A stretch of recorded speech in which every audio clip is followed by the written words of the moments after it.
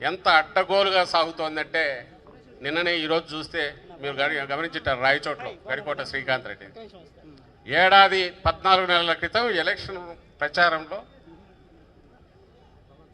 బాణాసంచా కాల్చాడంట.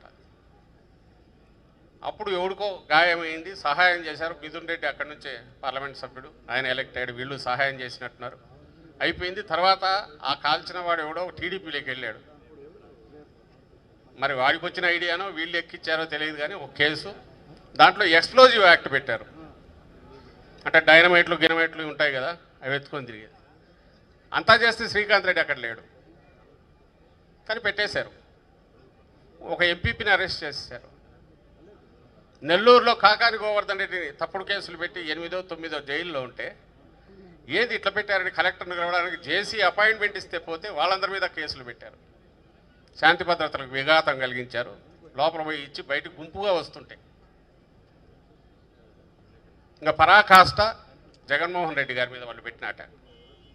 ఆయన సెక్యూరిటీ కంప్లీట్గా తీసేశారు.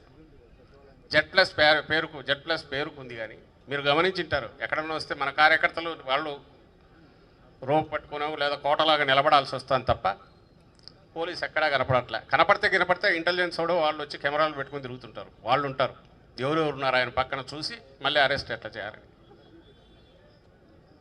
దాంట్లో కూడా పరాకాష్ట నిన్న జరిగింది. జగన్మోహన్ రెడ్డి గారు సత్తెనపల్లి ఇన్సిడెంట్ మీరంతా ఫాలో అయి ఉంటారు.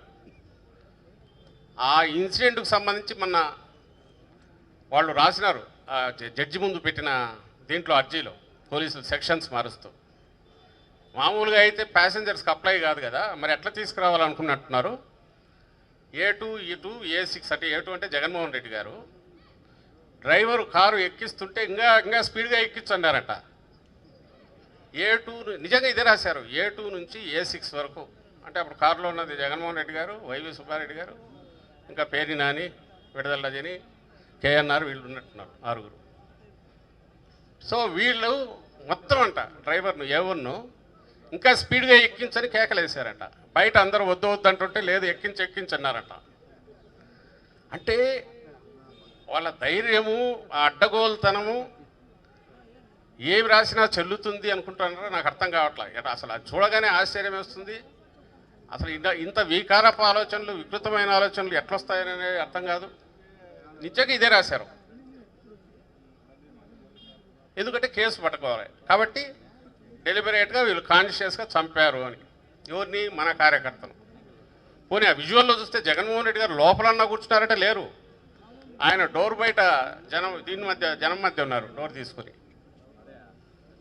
ఫుట్బోర్డు మీద నిలబడి ఉన్నారు. అది పట్టదు.